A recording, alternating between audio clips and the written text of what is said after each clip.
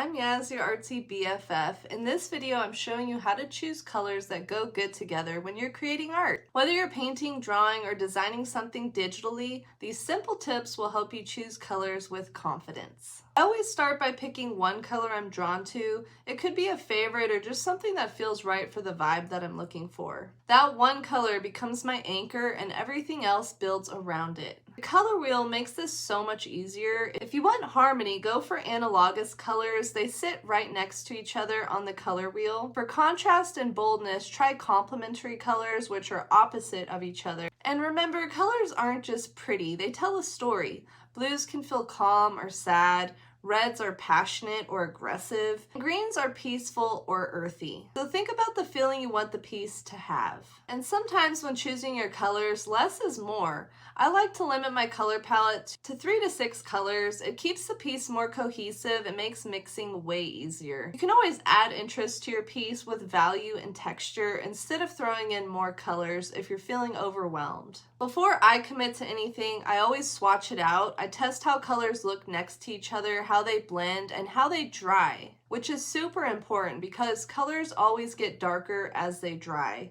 It takes a few minutes, but it saves a lot of time, regret, and wasted materials later on down the road. I hope these tips helped you out today. For more fun art advice tutorials like this one, click this playlist here, and if you haven't yet, please like and subscribe to help support this channel. Thank you so much for watching. Happy arting!